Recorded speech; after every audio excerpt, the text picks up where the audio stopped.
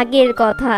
সুন্দরবন জঙ্গলে একটি গাছের উপর বসবাস করত টুনি, তার স্বামী টুনা আর তার দুটি ছানা টুনি আর টুনা জমিতে চাষাবাদ করে তাদের জীবন যাপন করত। আর ওই জঙ্গলে একটি দুষ্ট লোভী কাক বসবাস করত, যে কিনা অনেক ধনী ছিল। ও সব পাখিদের জমি ধোকা দিয়ে নিজের নামে করে নিত। ওই কাকের সাথে থাকতো দুটি মাস্তান কাক। যদি কোনো পাখি তার জমি দিতে বিরোধ করত, তাকে উঁচু পাহাড় থেকে ধাক্কা দিয়ে ফেলে দিত। একদিন টুনা আর টুনি তাদের জমিতে কাজ করছিল। ঠিক তখনই কাক আর তার কিছু সঙ্গীদের নিয়ে টুনার জমিতে চলে আসে আর এসে টুনাকে বলে, এই টোনা, তোর এই জমিটা আমার নামে লিখে দে। এর বদলে আমি তো সব ঋণ মাফ করে দেব। কিসের ঋণ কাক সাহেব? আমি তো আপনার কাছ থেকে কখনো কোনো টাকা বা ধান কিছুই নেইনি। কি বলছিস? তুই আমার কাছ থেকে ঋণ নেসনি? এই দেখ কাগজে তোর দস্তখত, এই দেখ তোর ঋণের কাগজ, আর এর ভিতর তোর টিপসই দেওয়া আছে। এখানে লেখা আছে তুই আমার কাছ থেকে 2 লাখ টাকা নিয়েছিস, আর সুদ মিলিয়ে ওটা 4 লাখ টাকা হয়ে গেছে। ভালো করে দেখ, তুই এখানে দস্তখত করেছিস। কি বলছেন মালিক? এগুলো সব মিথ্যে কথা। আমি একজন গরিব টোনা, আমার উপর এরকম অত্যাচার করবেন না। আপনি যদি এই ক্ষেতটা নিয়ে নেন, তাহলে তো আমার পরিবার না খেয়ে মারা যাবে। টোনা, আমি এখনো তোকে ভালোই ভালোই বুঝাচ্ছি। তুই যদি এটা স্বীকার না করিস, তাহলে কিন্তু আমার গুন্ডারা তোকে ওপারে পাঠিয়ে দেবে। টুনার আর কোনো উপায় ছিল না, তাই টুনা তার জমিটা চুপচাপ কাকের নামে করে দেয়, আর কাক তখন সেখান থেকে চলে যায়। টুনি, আমাদের সর্বনাশ হয়ে গেছে। টুনা, আমাদের সব শেষ হয়ে গেল। এখন আমরা কি করব? এই একটুখানি জমি আমাদের ছিল, এখন তো আমাদের আর কিছু নেই। টুনি, এখন আর আমাদের কিছু করার নেই, আমাদের সব শেষ হয়ে গেছে। এই বলে টুনা অনেক কান্না করতে থাকে। তখন টুনি বলে, টুনা চলো বাড়ি যাই। না টুনি, তুই বাড়ি যাও, আমি আমার হাতের কাজটা শেষ করে এখনই আসছি। এই শুনে টুনি বাড়ি চলে যায়। আর টুনা ক্ষেতের কাজ শুরু করে। আর কিছুক্ষণ পর অনেক জোরে বৃষ্টি নামে। আর টুনা বৃষ্টির মধ্যে ক্ষেতে কাজ করছিল। ঠিক তখন হঠাৎ আকাশে অনেক জোরে বিদ্যুৎ চমকায়, আর সেই বিদ্যুতে পিষ্ট হয়ে টুনা সেখানেই মারা যায়। ওইদিকে সন্ধ্যা হয়ে যায়, আর টুনি তার বাড়িতে বসে অনেক চিন্তা করতে থাকে। তখন টুনি ছানা টুনিকে বলে, মা, ও মা, বাবা এখনো কেন আসছে না? আমি বলতে পারি না মা, হয়তো বা বৃষ্টিতে তোমার বাবা আটকে গেছে। ঠিক তখনই লুসি পায়রা টুনির বাড়িতে আসে, আর টুনির বাড়িতে এসে বলে, টুনি, ও টুনি, জমিতে টুনা বিদ্যুৎ পিষ্ট হয়ে মারা গেছে। এই শুনে টুনি ওখানে অজ্ঞান হয়ে যায়, আর টুনির ছানারা কান্না শুরু করে। কিছুক্ষণ পর অনেক কষ্ট করে টুনির জ্ঞান ফিরে। আর টুনির জ্ঞান ফিরে টুনি বলে, আমার টোনার কি হয়েছে? আমার টোনা কোথায়? এখন আমাদের কি উপায় হবে? আমি এই দুটো ছানা নিয়ে কিভাবে জীবন যাপন করব? লুসি পায়রা, আমাকে বলে দাও তুমি। টোনা একাই তো ছিল, আমাদের এই সংসার চালাতো।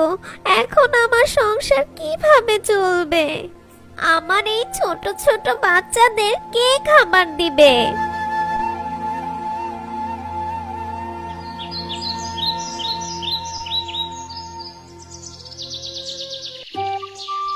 আর এভাবে বেশ কিছুদিন কেটে যায়। একদিন টুনি আর তার দুটি ছানা বাড়ির মধ্যে বসেছিল। তখন টুনির ছোট্ট ছানা টুনিকে বলে, মা, ও মা, আমার খুব খিদে লেগেছে, আমাকে কিছু খেতে দাও না। এই শুনে টুনি বলে, আমার ছোট্ট সোনামণি, আমি কোথা থেকে খাবার দিব? আজকে ঘরে কোনো দানা পানি নেই, আমি যে তোমাকে খেতে দিব। মা, আমার খুব খিদে লেগেছে, খিদেতে আমার জান বেরিয়ে যাচ্ছে, কিছু খেতে দাও না মা। টুনি তার ছানার কথা শুনে বলে, আচ্ছা আমার ছোট্ট সোনামণি, তুমি থাকো, আমি বাইরে গিয়ে দেখি তোমাদের জন্য কোনো খাবার আনতে পারি কিনা। এই বলে টুনি চলে যায় খাবার খুঁজতে। টুনি লুসি পায়রার বাড়ি গিয়ে বলে, লুসি পায়রা, আমাকে কিছু খাবার দিবে? আমার বাচ্চারা না খেয়ে আছে। টুনি, আমার বাসায় যেটুকু খাবার আছে তা আমারই লাগবে, আমি তোমাকে কোনো খাবার দিতে পারবো না, তুমি অন্যদিকে দেখো খাবার খুঁজে পাও কিনা। এই শুনে টুনি মন খারাপ করে চলে যায় বাইরে। অনেক খোঁজার পরও টুনি কোনো খাবার পায় না। তাই টুনি একটি নদীর কাছে গিয়ে বসে কান্না শুরু করলো। ঠিক তখনই ওখানে একটি মিষ্টি টিয়ে আসে। মিষ্টি টিয়ে এসে টুনিকে বলে, তোমার কি হয়েছে? তুমি এখানে কান্না করছো কেন? তোমার সবকিছু আমাকে খুলে বলতে পারো, দেখি আমি তোমাকে কোনো সাহায্য করতে পারি কিনা। আর টুনি তখন তার সবকিছু খুলে বলে মিষ্টি টিয়েকে। এই শুনে মিষ্টি টিয়ে টুনিকে বলে, শোনো টুনি, এই ঝোলাটা নাও, এটার ভিতরে কিছু তাল গাছের চারা আছে আর কিছু খাবার আছে, এটা নিয়ে তোমার ছানাদের খেতে দাও। আর টুনি শোনো, মনে রেখো, এটা কোনো সাধারণ তাল গাছের চারা না, এই গাছে কোনো সময় তাল ফুরাবে না। আচ্ছা টুনি, তুমি বাড়ি চলে যাও। এই বলে টিয়া সেখান থেকে চলে যায়।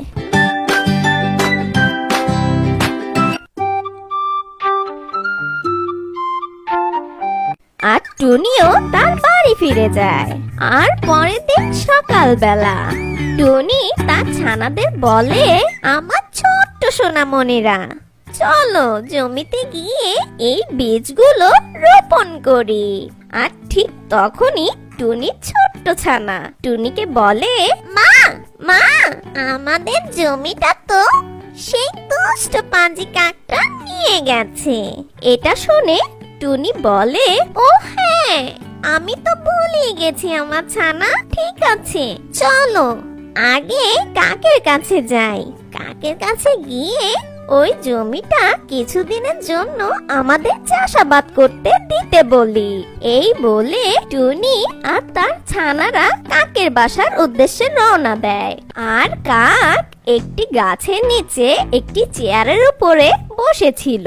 তখন টুনি আর তার ছানারা কাকের কাছে যায়। কাকের কাছে গিয়ে বলে, কাক সাহেব, আমাকে কিছুদিনের জন্য আমার জমিটা চাষ করতে দিবেন, তাহলে আমার জন্য খুব উপকার হতো।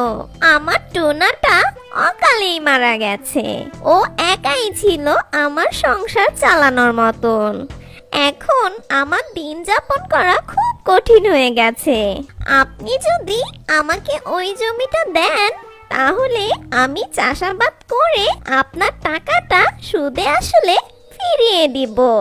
আর কাক টুনির কথা শুনে বলে, টুনি, ও টুনি, ঠিক আছে, তুই যা, যে সময় মতো কাজে লেগে পড়। আর মনে রাখিস, আমার টাকাটা কিন্তু কড়াই গন্ডা আমি উসুল করে নেব। আমি তো আমার মেয়ে পাখিদের কথা ফেলতে পারি না, আমার মনটা তো আমার দয়ার সাগর। হে হে হে হে। এই শুনে টুনি চলে যায় তার জমিতে। আর জমিতে চাষ শুরু করে, তাল গাছের বিচিগুলো রোপণ করে দেয়। রোপণ করে টুনি তার বাসায় চলে যায়। পরের দিন সকালবেলা টুনি তার ছানাপোনা নিয়ে আবার জমিতে যায়। জমিতে গিয়ে জমিতে পানি দেয় আর সার দেয়।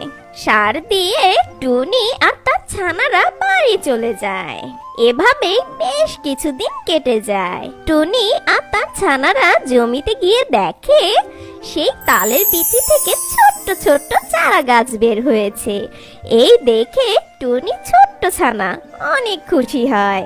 মা, ও মা, দেখেছো আমাদের জমিতে তাল গাছ হয়েছে, কি মজা কি মজা। এই বলে টুনি আর তার ছানাপোনা বাড়ি চলে যায়। বেশ কিছুদিন পর টুনি আর তার ছানাপোনা দেখে তাল গাছে অনেক তাল হয়েছে। এই দেখে টুনি ছানা টুনিকে বলে, মা, ও মা, আমাদের জমিতে অনেক তাল হয়েছে, চলো এই তালগুলো আমরা বাজারে বিক্রি করি।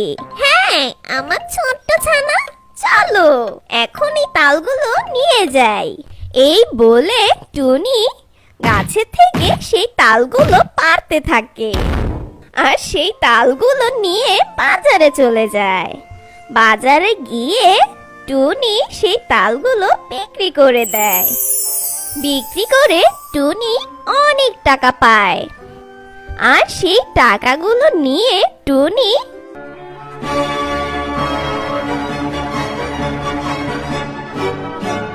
কাকের কাছে চলে যায়। কাকের কাছে গিয়ে কাককে তার টাকাগুলো ফিরিয়ে দেয় আর টুনি তার জমি নিজের করে নেয়। তারপর টুনি বাড়ি ফিরে যায়। বাড়িতে যাওয়ার পর টুনি ছোট্ট ছানা টুনিকে বলে, মা, ও মা, এই তাল দিয়ে আমাকে পিঠা বানিয়ে দিবে, আমি তালের পিঠা খাবো। আচ্ছা আমার ছোট্ট ছানা, আমি এখনই তালের পিঠা বানাচ্ছি। এই বলে টুনি পিঠা বানাতে যায়। কিছুক্ষণ পর টুনি তালের পিঠা বানিয়ে আনে আর তার ছানারা পিঠা খেয়ে অনেক খুশি হয়। আর টুনি ছোট্ট ছানা টুনিকে বলে, মা, ও মা, তালের পিঠা অনেক মজা হয়েছে, চলো আমরা একটা পিঠার দোকান দেই, আমাদের তালের পিঠা অনেক চলবে, তুমি দেখো মা, তোমার পিঠা অনেক মজা হয়েছে। এই শুনে টুনি তালের পিঠার দোকান দেয় আর তাদের পিঠার দোকান খুব ভালো চলে। আর এভাবেই টুনির জীবন অনেক সুন্দরভাবে কেটে